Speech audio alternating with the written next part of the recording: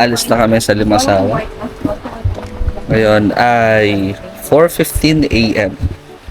Dahil ina-expect namin na 5 AM nandun na kami dapat sa port. Kaya may breakfast muna. Lumabas ako dito para i-appreciate ang ganda ng umaga. Ito nga pala yung kalsada, sobrang payapa talaga rito. At ito yung accommodation namin. Medyo na late yung sundo namin. Kaya dito tumambay muna kami. Ang ganda oh. Ito, pasakay na kami dito. Kailangan namin makarating sa Magallanes Port para hindi kami malate dun sa barko.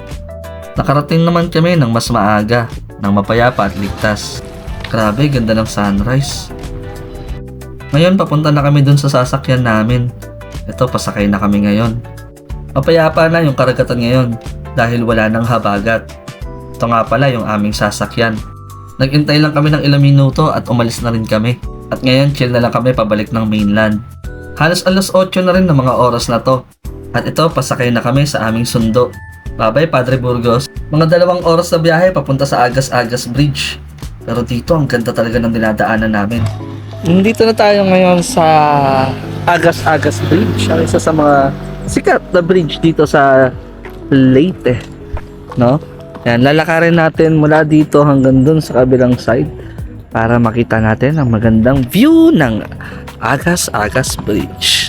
Dito, bigyan natin ng magandang montage yan.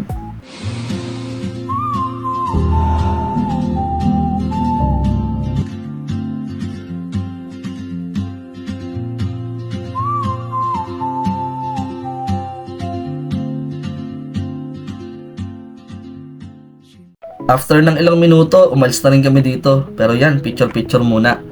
After ng ilang oras, nakarating na rin kami dito sa MacArthur Landing Memorial. Itinayo ito upang maging alaala ng pagbabalik ni General MacArthur dito sa Pilipinas noong panahon ng World War II. Naging malaking bahagi ito sa kasaysayan ng Pilipinas. Isa rin itong pasasalamat para sa lahat ng mga taong nagbuwis ng kanilang buhay noong panahon ng World War II. Kaya maraming salamat sa inyo. At pagkatapos namin, agad kaming dumiretso sa San Juanico Bridge. Bigyan ulit ng magandang montage yan.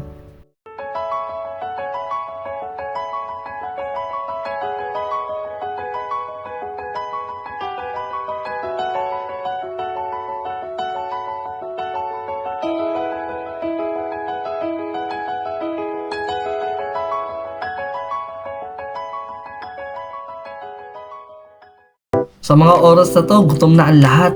Kaya dito muna kami kakain sa Orlis Inasal. Ayun no, sarap ng mga pagkain.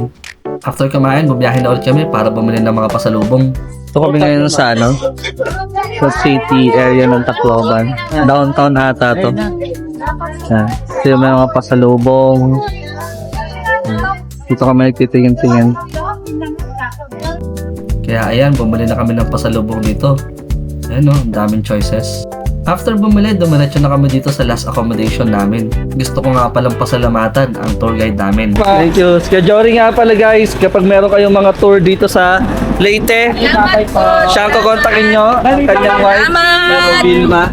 Yan, tapos si Kuya Rusty ang aming driver. Okay, bye-bye. Kuya.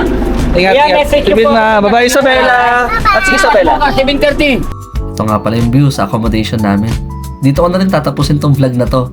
Kaya quality, ayos.